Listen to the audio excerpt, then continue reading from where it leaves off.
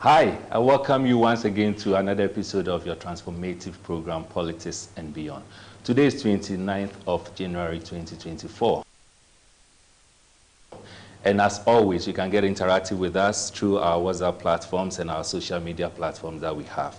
As I have indicated, and we have agreed on beginning of this year, that knowing very well that this is an election year, Politics and Beyond is going to guide you in making sure that you make the right decisions, not just for yourself, but also for the unborn generation, because whatever decision you take or you make, as far as December 2024 is concerned, it's a decision that will not just affect you, but it's going to also affect the next generation. Remember, on the 7th of January 2024, some few weeks ago, we celebrated the 31st anniversary of our 4th Republican Constitution. And that is why we've dedicated a few episodes into this year on looking at the 4th Republic and whether or not we are making strides. Today, we are going to have another conversation around the 4th Republic, and the topic we are going to discuss has to do with Ghana's 4th Republic, accountability and value for money in public resource management. And that is what we are going to have a conversation on. I'll just give you a brief on it. We'll take a commercial break, and then when we come back, I'm going to introduce to you our guest for this evening's episode. Now, in 2022, Ghana's GDP was worth $72.84 billion.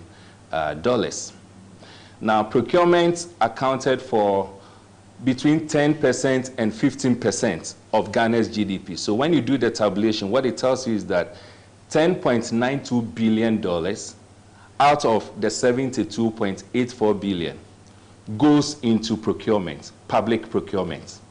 The unfortunate thing that you should know is that out of this $10.92 billion, $2 billion annually goes into waste through sole sourcing only. In other words, $10.92 billion that has been taken out of the GDP of Ghana into public procurement, $2 billion out of it annually goes into people's pockets. And it raises a number of questions. And not just this, there are so many examples that we can give. It raises a number of questions as to whether or not we are indeed accounting for the public purse. People have really given some position on how leaders are managing the public purse. And some say, and I agree with them, that over these past years in this 4th Republic, we've had leaders who have managed the public purse as if it is their personal money, not acknowledging its effects on the general populace. And that is why it is very important for us, 31 years on in this 4th Republic, it is important for us to look at how we are managing the public purse. And so just stay tuned, and when we take this, after taking this commercial break, when we come back, I'm going to introduce to you our guest for this evening, for us to look at how best we can protect the public purse, how best we can account, and how best we can also manage the natural resources that we have. Just stay tuned. We'll be right back.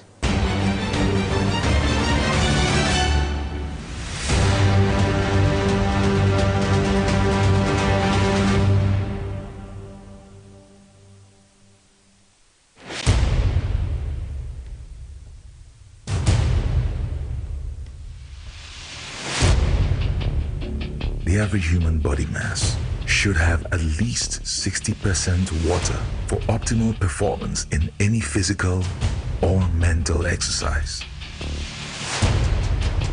We can help you maintain it naturally.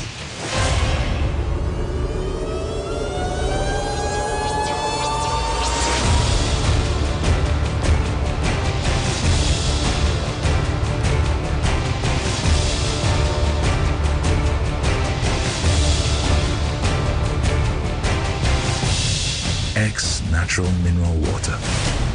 Simply natural.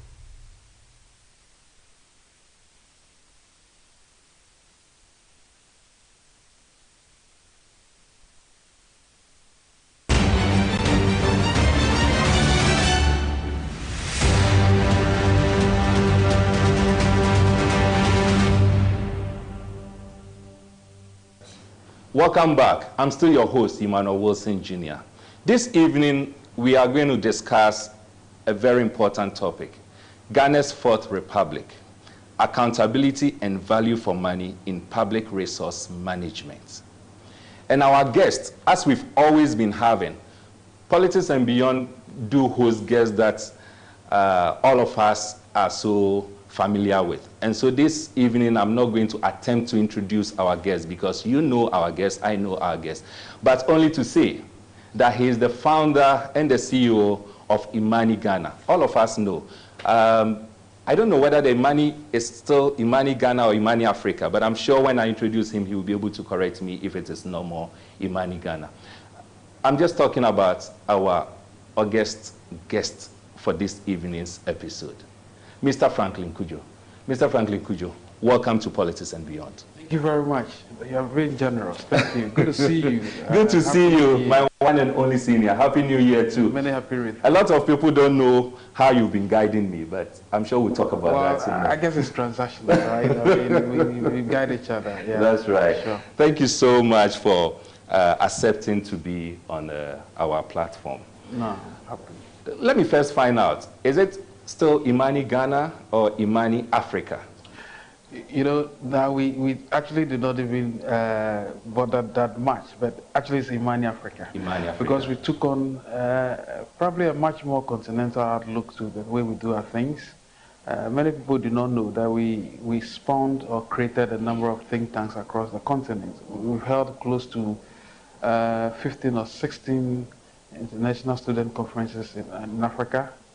In each African country that we go to, we try to look out for young people who could start, you know, quasi think tanks, and we spawned a number of think tanks, which is the reason why we changed it to Imani Africa, by the way. Yeah, so it's Imani Africa.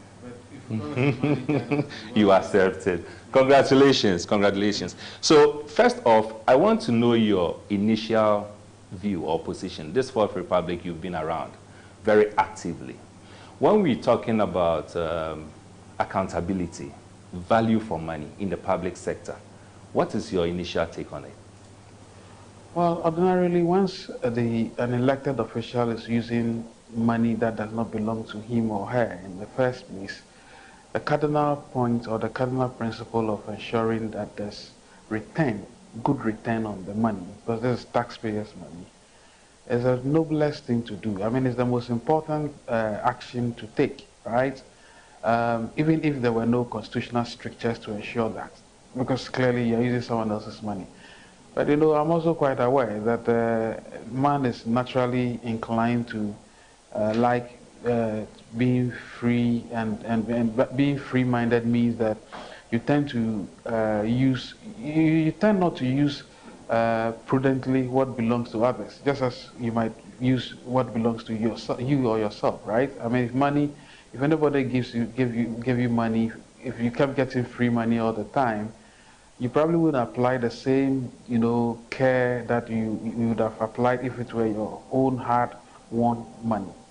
So knowing that also means that we should have some sort of strictures to ensure that persons who are entrusted in public office or entrusted with holding accounts, holding our resources, do not dissipate the resources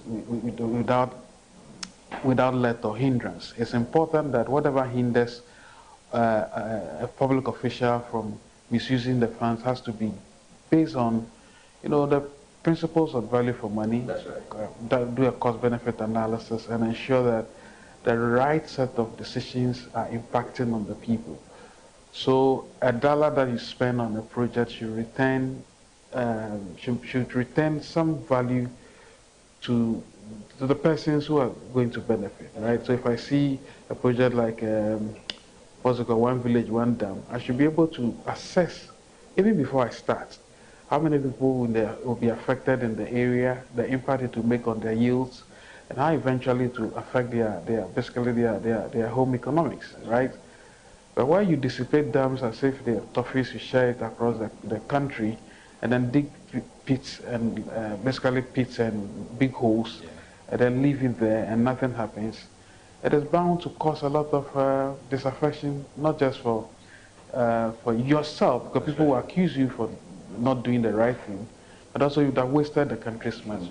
So for me, value for money, cost-benefit analysis, even vested interest analysis are very much important, and really what we do at Imani. Vested interest, because we also need to know why someone is motivated to spend money the way he's spending.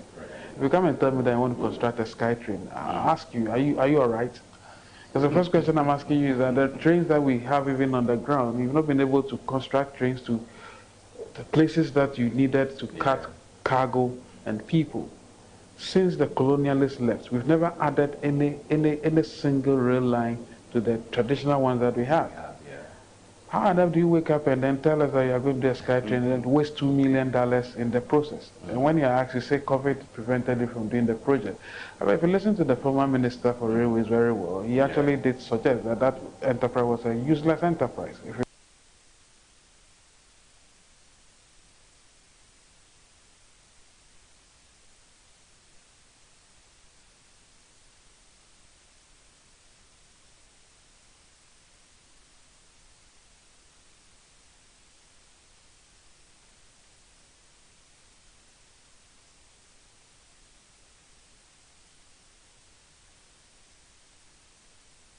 Fictitious entity that we call a SPV, special purpose vehicle.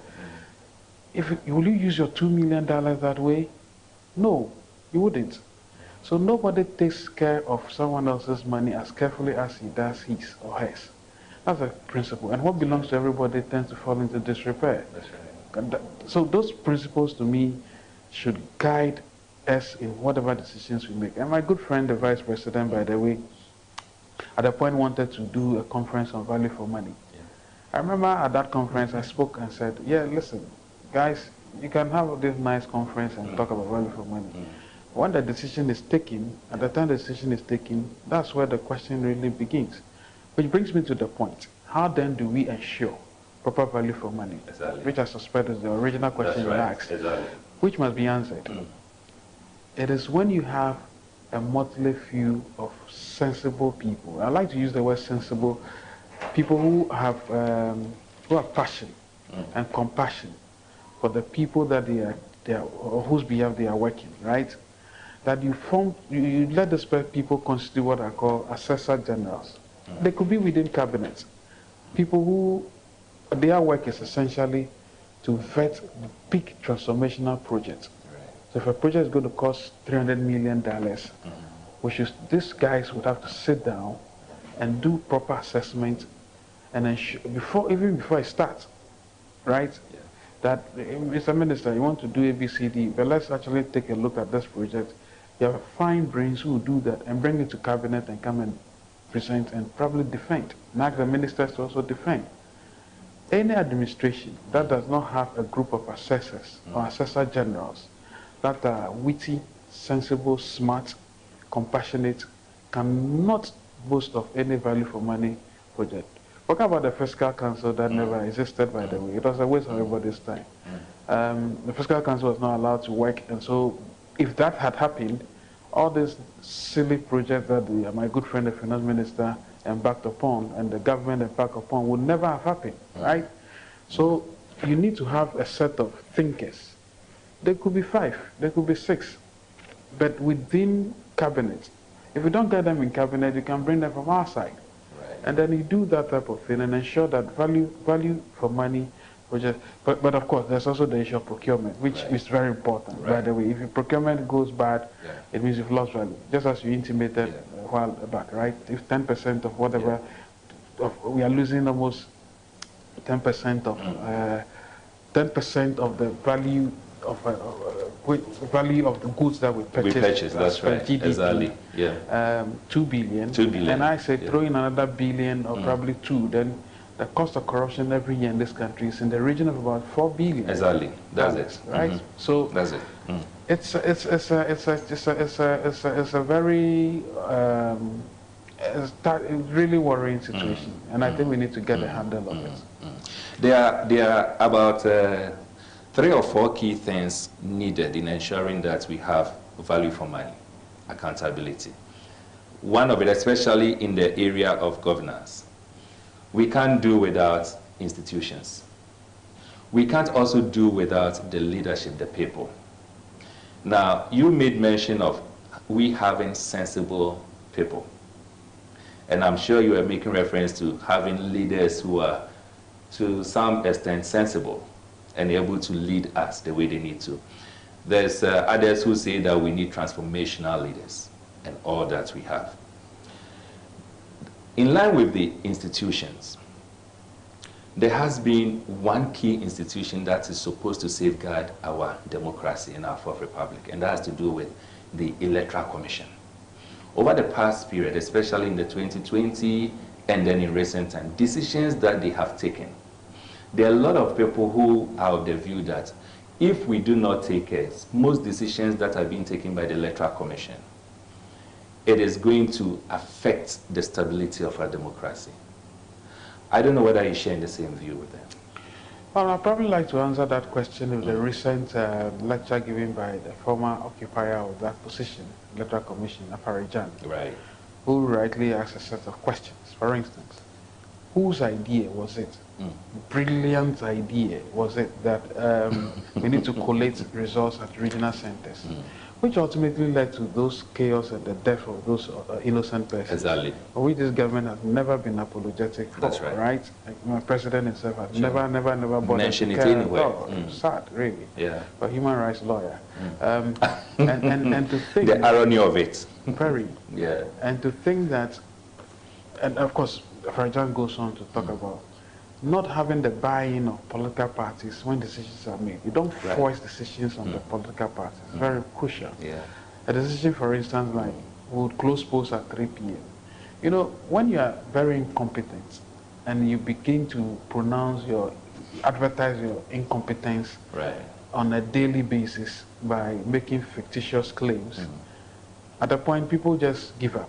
That's right. Like I did, I have given up. After the South debacle, this EC, for instance, cleverly and corruptly actually made sure that my people could not vote up until now and have no representation. I didn't put anything past them at all. If I see the EC come back and tell me that, oh, I'm going to organize district elections and it will be super, music to my ears. It wasn't long after we had, oh, some ballot printing materials were. How is it that the EC claims it doesn't know? Right. 10 hours, 12 hours to the day that it didn't know that it didn't have all the material. That you should be really scared and worried. If the main election, you know the pandemonium that would have happened. People are passionate about elections. Even on this scale. And then extrapolate from that and say, I'll close polls at 3 p.m. And up to now, they still stand by it.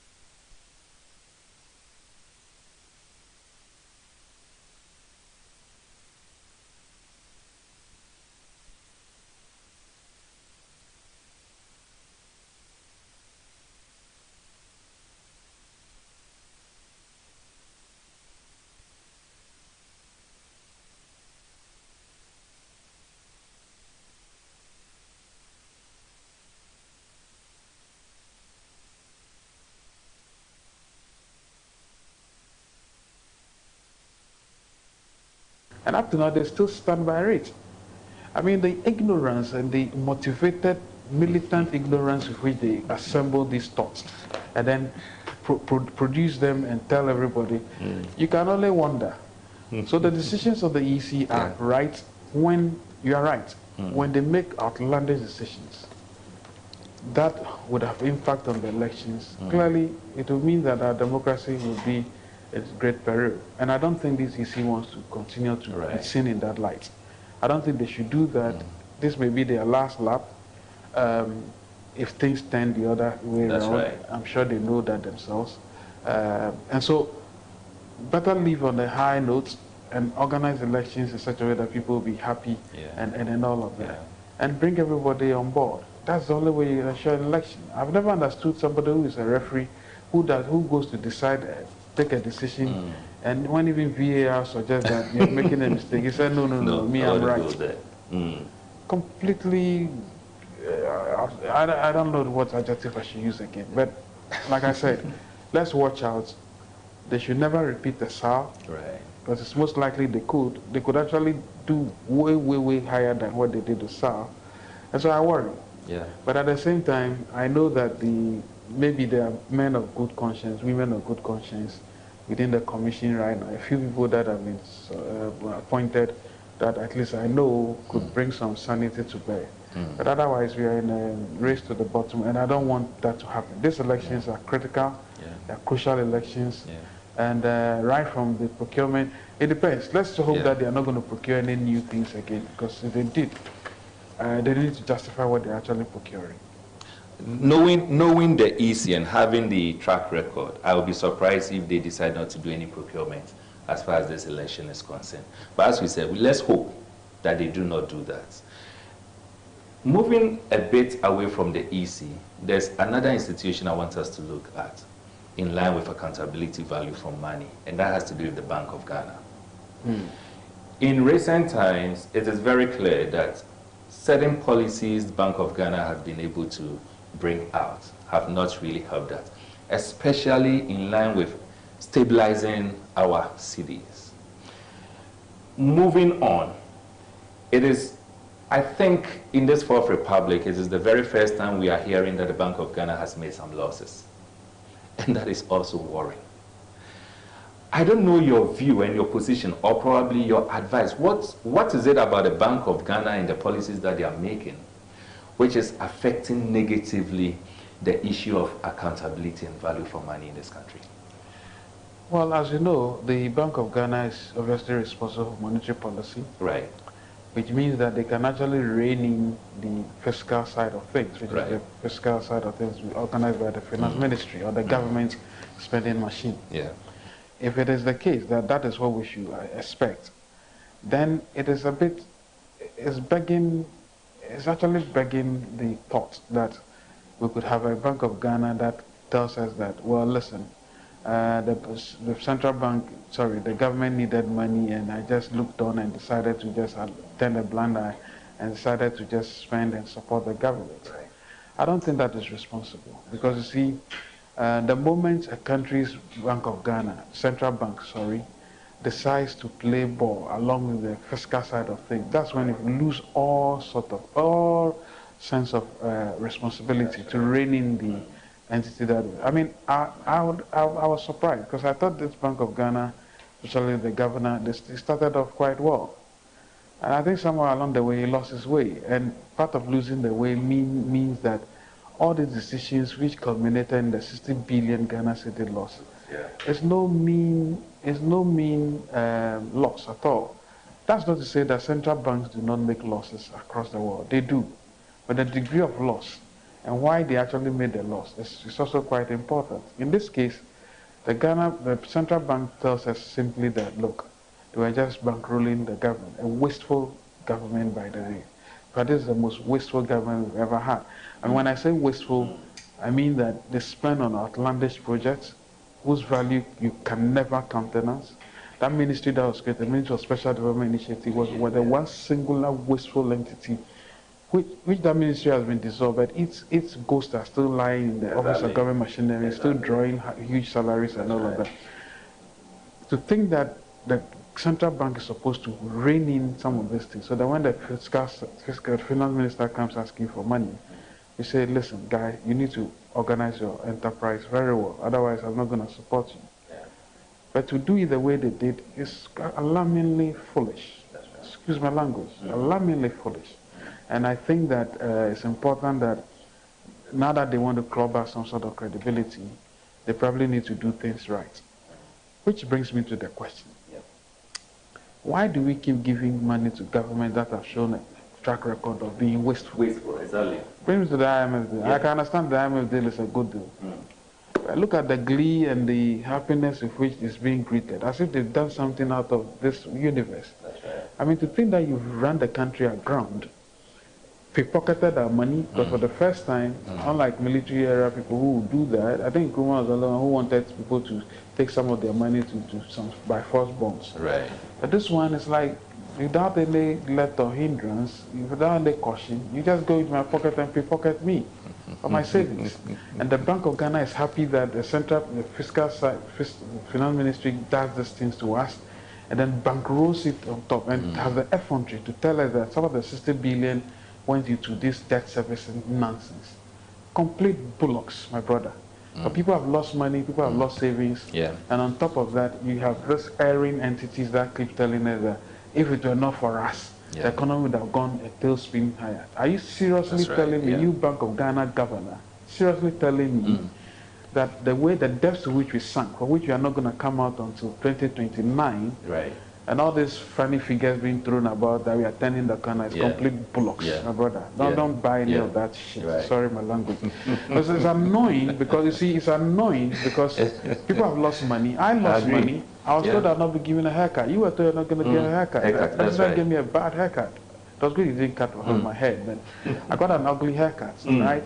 Through my savings. Through your savings. It's funny and it's sad at the same time. It is. So that when you now tell me that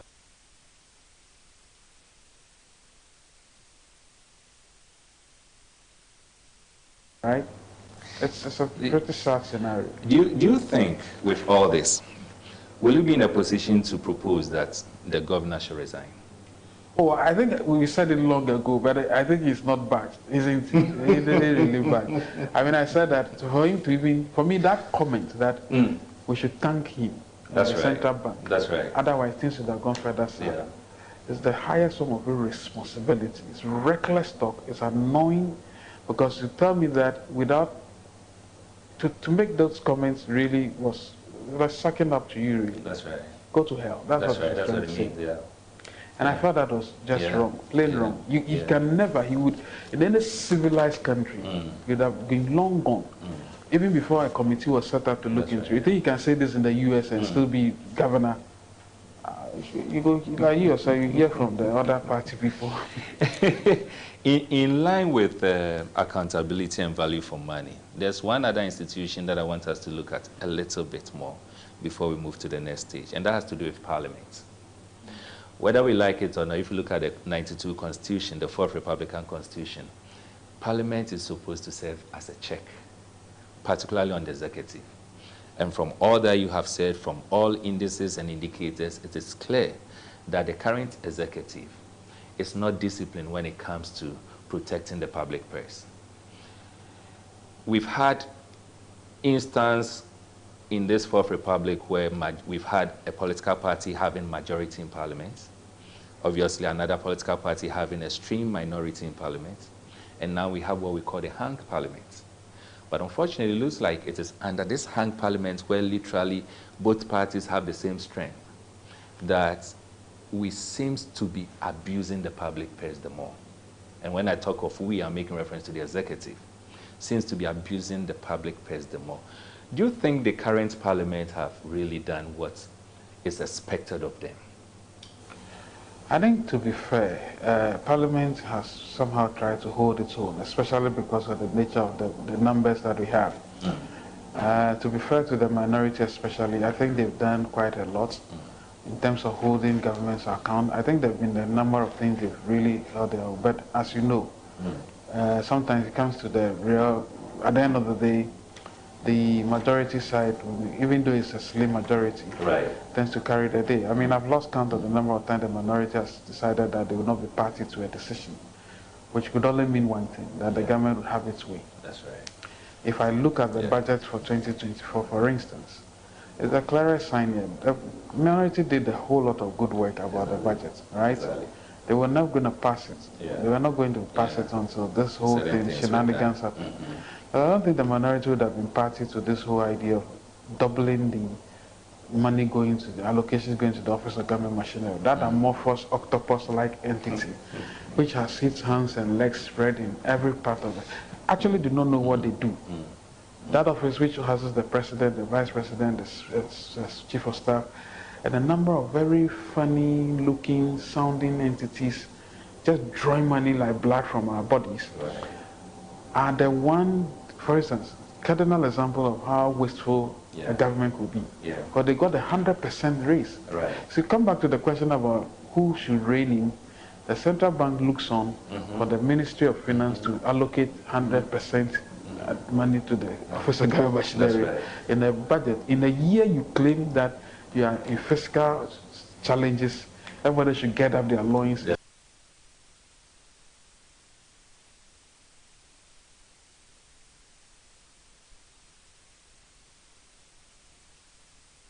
Responsibility, and so they get accused. I certainly do not think that we have had the best forms of accountability or probably prudent management even when we've had a hang parliament. I don't think so at all, because they could give a number of reasons, a number of contracts, a number of deals. Look at the Gensa deal, for instance, gas deal. I went to. You know, I was not part of that meeting with the committee. I mean, and it was good I was there because I'm sure even within Parliament we would have had some nice exchanges. To think that the chairman of the committee, together with some errant members of that committee, were virtually defending the deal. Just defending it, just simply because, what's his name? Was it Tahiru? Was Katie Hammond? Virtually insulting think tanks and all.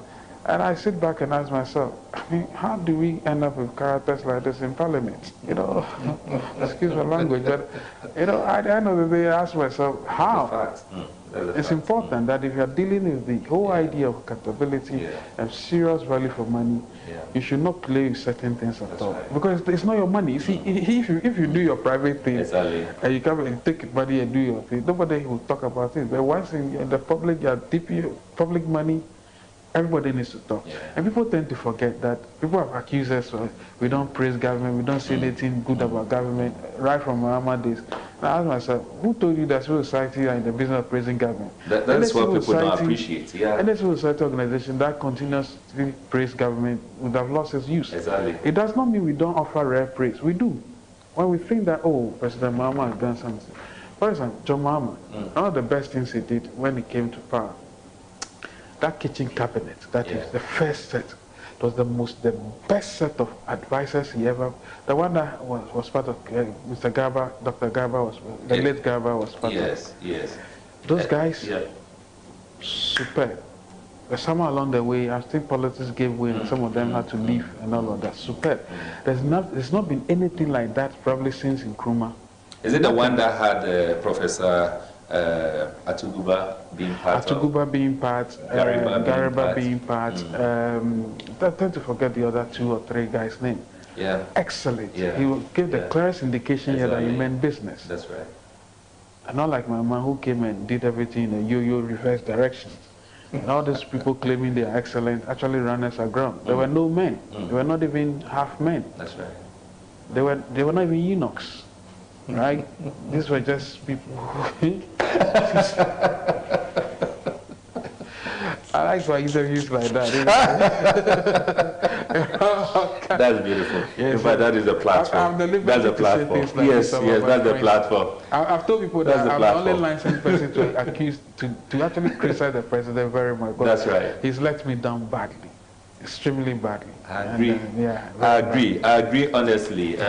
Not just you, I mean, everyone, unless you are not in the right frame of mind. But I believe that anyone in the right frame of mind will want to say, that this government Well, has I'm sure really... they themselves are aware that it's disappointed themselves. On that note, though, I have to tell you that the finance minister did admit during his censure motion hearing that he was sorry.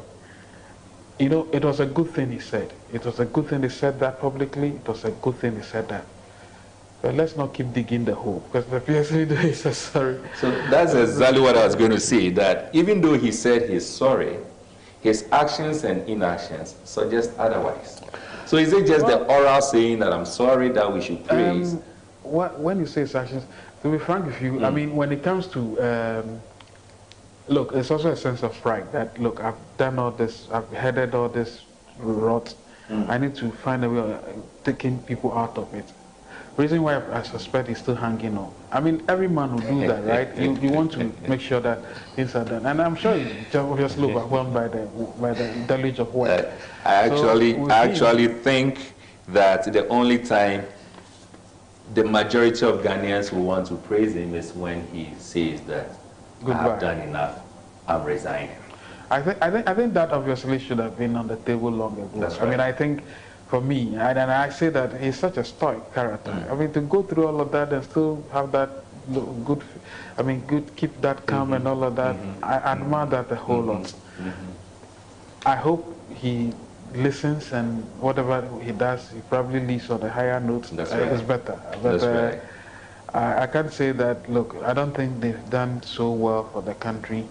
I think they didn't realize that the spending, especially in 2018, 2019, could lead us into this path. Yeah. Unfortunate, but we are going to take a quick break. And when we come back, we'll look at two other institutions, and then we'll go through some of the messages that have come from our viewers. Then we'll take it from there. So, viewers, stay tuned. We are taking a commercial break. We'll be back right.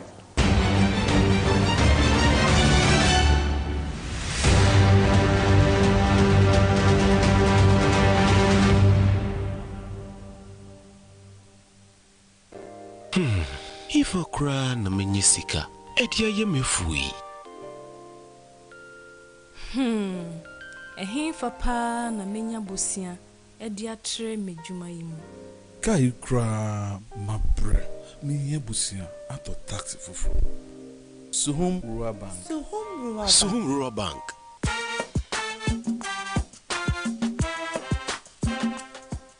Yemamwa kwa baba Suhum Rural Bank. Ye won hyehyɛ ahodoɔ bi te sɛ dwadifo abosia, akuokuro bosia, susu account, and it does wɔ hɔ savings account, me bada chain savings account, and the keka ho. Suhum Rural Bank was 034229186. Na won so wetumi aka sɛ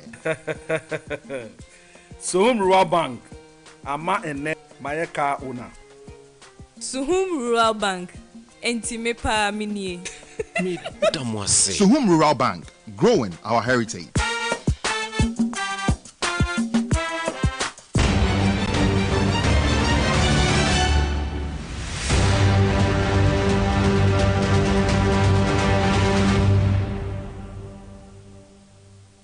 Welcome back. This is your transformative program, Politics and Beyond, with your host, Emmanuel, Engineer. We are still in a conversation with Mr. Franklin Kudjo, the CEO, the founder, the president of Imani Ghana / Imani Africa.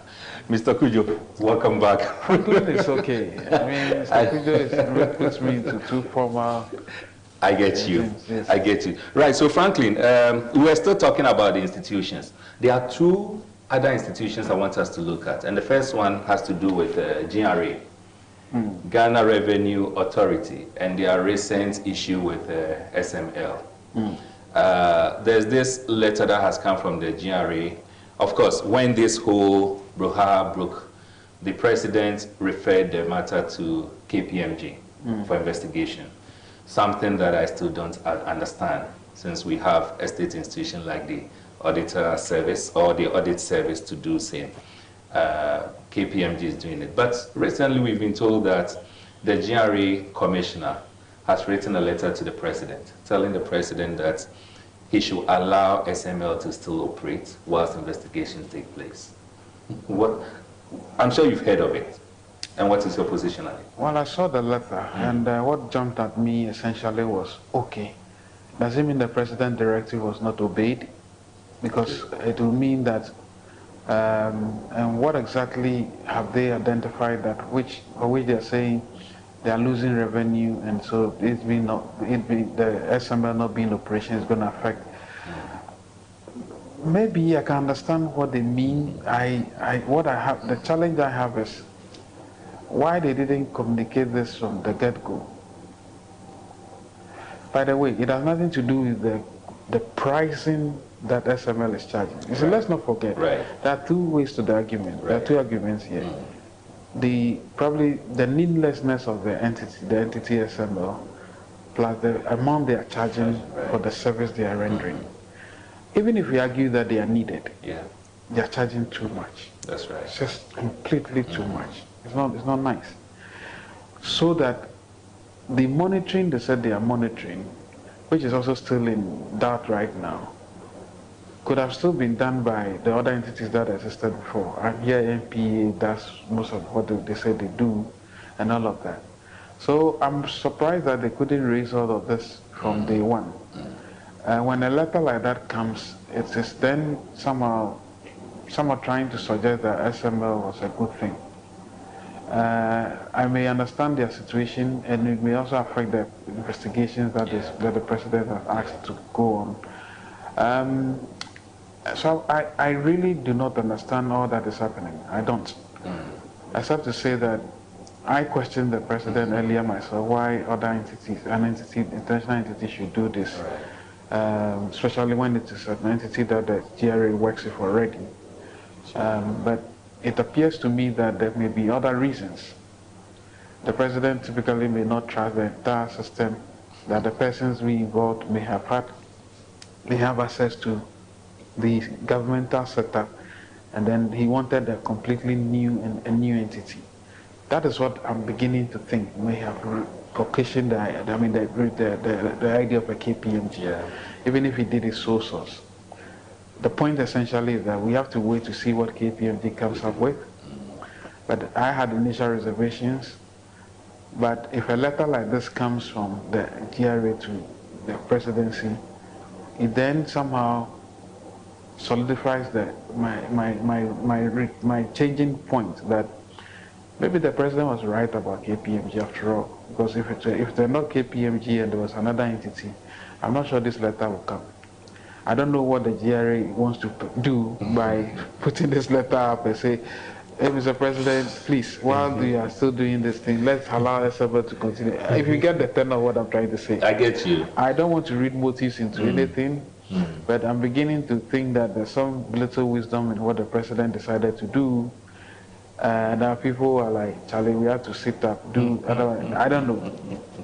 Whatever money is lost, if indeed, which should be, so I think the matter should be part of the investigation. Right. If they come and investigate and they see that, oh, indeed, these guys were doing the right thing, they can always go back and get those sums that they are losing, because they know that they know the entities that they've already checked, so they know the volumes they brought. And they can always refer. So they should do that. I don't think they should worry themselves at all. You can use historical data to deal with that as well. I think this whole issue of GRA, SML, KPMG, there's a little more that the public want to know. Yeah, there's certainly a lot more that needs to be told. I was surprised the president had to give 2 weeks, knowing what international firms like that do. I don't think 2 weeks was enough. And I hear the facts on extension. Agree. There's one funny question that keeps coming, and that has to do with, yes, if GRA is crying that without SML, they are losing some revenue. The question that comes is, prior to SML coming into the scene, how was GRA managing itself? Actually, beyond that question, and probably the other relevant question would have been, if we look at historical data, is it that these jumps that they saw in their revenues were just accidental? You couldn't say that. It was probably as a result of the rise in the volumes that people are now importing, actually being assessed. It's like when people suggested that another entity has brought in so much money because of their work. And when we know that is the volume of traffic in terms of the amount of calls people make, the data people buy, has resulted in the increased tax. So you can't say that because of your dexterity through a system that you brought to monitor calls, that's what has resulted in the revenue. It's not true. We can all look at historical records and say that, but 10 years ago, we were doing ABCD, and this is the amount. In fact, to think that when SML was not around, right, we saw jumps before they came, before 2019. As we had monumental jumps when we did the analysis.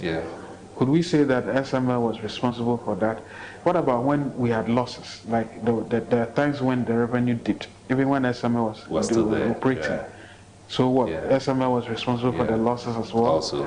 These are rational questions that ought to be asked. I mean, basic questions. Exactly. The last one on the, how do you call it, the institutions, and probably not necessarily the institution, but has to do with how we manage our natural resources, because it's also part of accountability and value for money. In recent time, we've had this issue of the lithium agreements come into play. So many issues, for, against, Ghana is losing, Ghana is gaining, and all that. Sometimes you listen to some of the arguments and you realize that this is just a clear conversation to, mislead the public. There are other arguments you also listen to and you realize, okay, this is an argument that is really in the interest of Ghana. The lithium agreement, what is your take on that? Well, I think it's also it's an emerging resource. Probably it's been there for a while, but people have started, the interest in this has been creeped up by all this green transition or transition to the green economy. And I think that for me, urgency mattered, but urgency should not be sacrificed. Should I say the duty of care should not be sacrificed for urgency? What do I mean?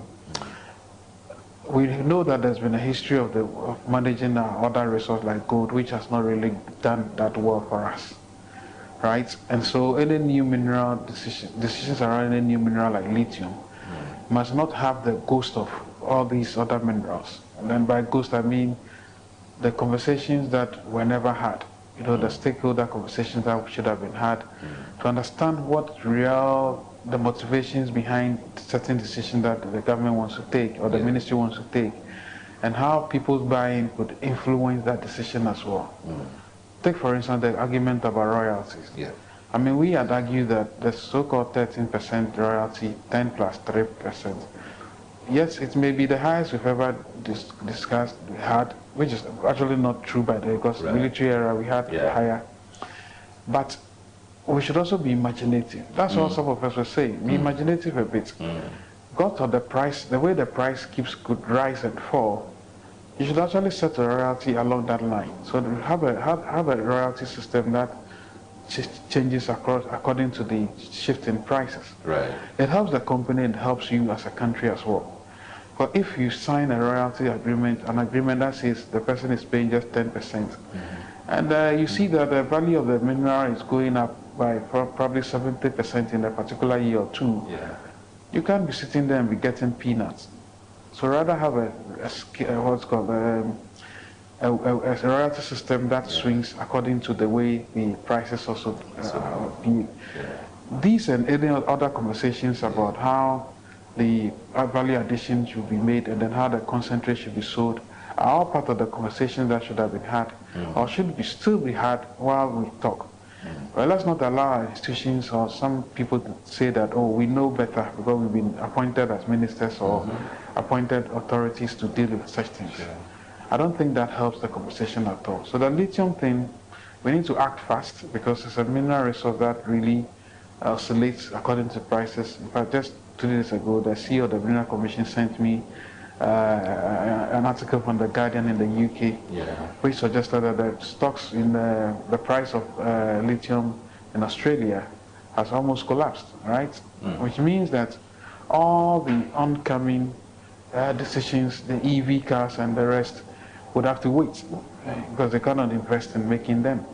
which will mean that we need to go back to the fossil fuel and all of that. So somehow it's retrogressing the government's own decision to move into the green transition. These are conversations that should have been had in an open and candid manner. So lithium is fast, and it's lost significant amount of its value since in recent times. Yeah. That's right. Okay. So we go through some few questions that have come in, and we'll see how we can respond to some of them. This one says, it's more of a question. Mr. Host, has Ghana, make reference to government past and present, really considered public resource management as a tool of ensuring that stability of this Fourth Republic remains healthy in order to help democracy grow? Please acknowledge the fact that we have offices like IOCO, the OSP, the Auditor General's portfolio, and so on. Have these offices operated as well enough to save our Fourth Republic? Because it has always been public resource management that has brought us the instabilities we have witnessed in the past. You know, the joy with which we create institutions is not the same joy with which we attach to ensuring that we don't lose them, but we don't lose money in the first place. Right. I worry that we tend to have institutions that will only act after the fact. And that is difficult. I mean, if a politician has stolen a lot of money, you can be sure that if after stealing, and the person is now being taken through the courts, the person has deep pockets. He or she can hire the best of lawyers. They'll frustrate the court processes. Right. Sometimes 4 years, 5 years, 6 years, 7 years, 8 years. By the time the case is over, the government probably would have left office. That's not how to fight corruption. Fighting corruption and waste begins on the presidency. Right. That's what I keep saying.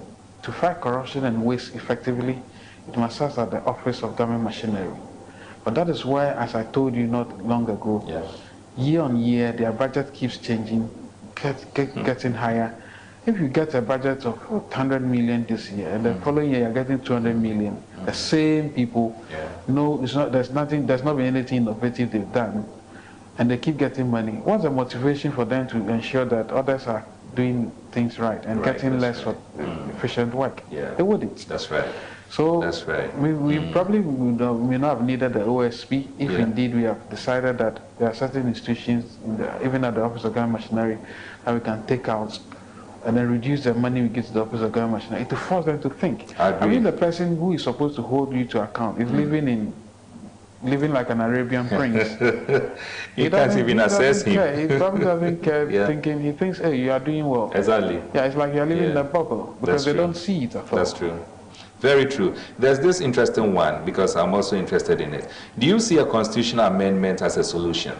Because many believe it is the problem of having too much power vested in the executive arm of government that's not giving us a fair chance of right management of our public resources. You know, politicians are very clever people. If you constrict them, if you restrict them here, they'll find another need to do far worse. I don't believe that we should be changing constitutions and amending the constitutions every now and then. Right. The constitution is there. It's probably it sounds a bit autocratic the way the president has power to appoint so many people and all of that. But you can also use that for good, right? Sure. I mean, I don't see the point. If we have all these powers, you could use it for good. Yeah. So I start from that basic principle. Yes, a few amendments here and there, but it will never change the politician. I don't think if you restrict the politician from appointing people from parliament and the rest, all of a sudden they will not find a clever way of appointing persons. If the idea is to prevent them from appointing friends and family members, they will find clever ways of getting them on boards and other places as well. I think ultimately the decision should be, like we are asking, what value are we getting in return? It's the simplest denominator when it comes to accountable governance. What's the value we are getting in return? We invested close to 300 billion into Nanado's governance. What have we gotten in return? That's right. That's the question we should ask you. We put up 6 additional regions. What has been the value addition to the economy? These are the questions the president needs to ask himself as he's leaving office. What have been the value I've added to people and the economy? 6 regions. What value? Have we found any interesting value addition to the economy as a result of that? If no, then you've not done your work well. You know, so rather than have all these conversations about, oh, let's to change the constitution, let's do this, I don't really think it really amounts to anything at all. Right. Maybe just the last message, there are a number of them, but this one says, in your opinion, have we done enough to say that we've got value for money, considering all of our loans taken over the years when it comes to value for money and Ghana's public resource management? I doubt that very much. In fact, the president, when he started his governance, he set up this Ministry for Procurement. You remember? Yes. Yeah. It was not long after they realized that that ministry was not necessary, so it's been thrown out. You have to take it off, yeah. And they kept publishing some fictitious numbers that they've saved the economy. They've saved the economy some money. That's right. I don't know what basis they were using, but I've studied over 1,000 procurement decisions. And I can tell you that 70% of them did not pass for master, not pass master. They didn't use the right procedures. I agree. Perfectly. And never did. If I see what I see through those 1,000 contracts, tell me that there has been nothing to suggest that this administration has added significantly any serious value to our lives. I doubt it. It's actually just, apart from pickpocketing our funds in the latter years, has also made it really difficult that I think postponing the funeral for others to come and organize. Look at this whole deal about the debt exchange. It's now been postponed to 2026, which means that this finance minister and his president will never be responsible for anything. No constitutional amendment can change that, unless of course you say that they should come back and pay some of the money. If the constitution can do that, well then yes. If not, it will not make any impact. It will not make any impact. Franklin, there's this issue in line with accountability, protecting the public purse and making sure that giving the mandate, you use it for the benefit of the people who gave you the mandate. In recent times, the executive, led by the president, has had the opportunity of telling some group of individuals in this country, taxpayers, that he has decided not to bring development to their terrain simply because those individuals did not vote for either him or his candidate in line with the parliamentarian. What do you make of this? You know, when I heard that, I initially thought it was a joke. And maybe I was watching some series in the Game of Thrones where people who were very autocratic had decided that they were going to exterminate a number of people because the people did not vote for them or did not like them. But then, I actually went back and watched the tape. I thought it was an AI-edited tape, but it turns out not. Interesting. I heard the president say that the Kufi people did not vote for a Kujo, a namesake, right? And so because of that, well, you guys you're on your own. That's right. And then I married that with the comment he made at the Mepe during the flood disaster. I was suggesting something similar, that, oh, you people, you don't really vote for me. I came here probably because of my good nature. That's why I came here. It's not because you really vote for me. And I wondered and asked myself, how autocratic can my friend the president be or has become? Those comments to the Kufi people was backward, uncivilized, and they were autocratic. I never thought my good friend, a human rights lawyer, could even author them. Which makes me think that what even happened to us, Sal, probably had no regard for us. Because if he did, Sal would have been solved long ago. Come back again to the point I made about constitutional amendment. If you have so much power, you can use it for good. You don't need to have all that power to say what happened in Sal was wrong. Right. What happened to what you are telling the Kufi people is wrong. You know, power is transient. And I've never believed for once that even if you are the guy at the top and you have this power, you should be this reckless. I don't think it makes sense at all. You should always use it for good. And you should remember it. Even every leader has got his low or lowest moment. But certainly this should not count as part of your lowest moment at all. Because this is predetermined, it's precocious, it is dangerous. As I said, it's autocratic, it's civilized, it's brute. and it should never have come from the president. Never. It raises a question which can be founded in the Constitution. Now, if you look at our Constitution, there's a provision that defines who qualifies to contest, either as a president or as a parliamentarian. And it talks about two key things. One has to do with the age. The other one has to do with sound mind, or the state of a person's mind. Unfortunately, in this Fourth Republic, we've been talking about age and the qualification, but it looks like little or none is said about a person being of sound mind. How do we determine that? And why is it that, even though it's in the Constitution, Electoral Commission in particular is very mute on? Well, I would think that when they say someone should be of sound mind, it doesn't mean the person should be senile. When somebody is senile, you're able to tell. And of course, if the person is not of sound mind, it will be apparent, given the questions the person is asked and the way he answers.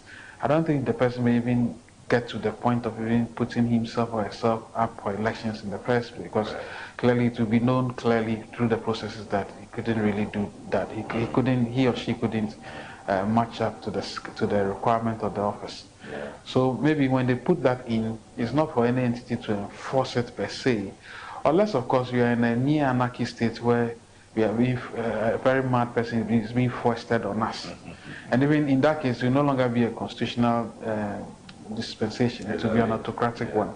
I would think that, yes, anybody who wants to put himself up for elections must obviously check himself or herself and find out if he's able, is ready for the task. As for age, I understand that once you age, the more the brain develops. That's what I hear. If that was the case, then I can understand that in Africa, most of the old men who have rather let their countries run their countries aground, they have a different set of brains. We can begin to examine those after they've left office, and not when they're in office. They would have known that, maybe they didn't tell us so. Now, in line with that, should we have a cap in terms of age limits?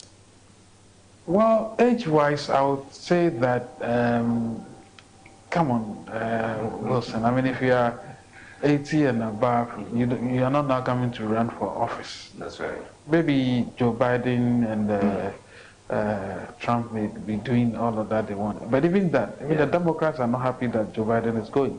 Because occasionally it doesn't seem to know where he is, right? So it's important that I'm not too sure about, we may probably want to cap it and say that maybe 75 is fine. But as long as you're in good health, really, because there are people who are 75 and they look like 40. Even the president, our president, right? He's nearing, is it 80? I think 80 or so, yes. Yeah, but he's such a wonderful man who goes around doing. Oh yeah, in terms of, I mean, he's still bubbly. He does his things. He looks strong. He's still active, right? So you wouldn't think that he's probably 80 or he's going to go to 80, right? So he still has some life in him. Except of course the comments he makes sometimes makes me wonder. But I would think that he still has a lot of life in him. But would we want him to run again, given the things he's done to us already? No. Even if the Constitution allowed him to run again, no, not him personally. Franklin, our time is fast spent. We are in an election year, and it is one of the standard questions we ask all our hosts this year. 2024 December, we are going to elect individuals who are supposed to be our leaders, parliamentarians, and of course the president, the executive and legislature. What is your final words or advice for individuals watching us?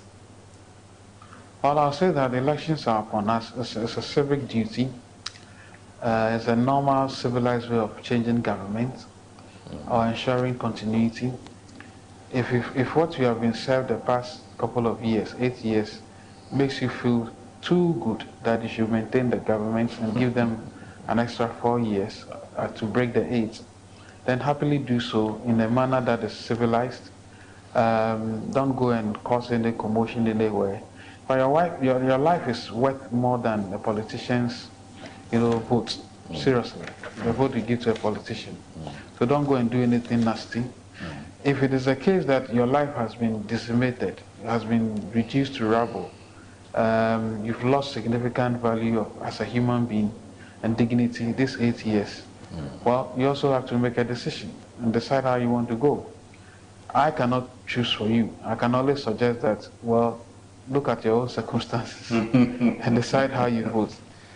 But ultimately, listen carefully, read carefully what the politicians come to tell you. It's not everything they can do within the life tenure of the administration, 4 years or the maximum of 8 years. It's not all the things they can do. Look for the simple thing. Then ask them the simplest question. How are you going to do this? What value are you going to add to my life if I vote for you?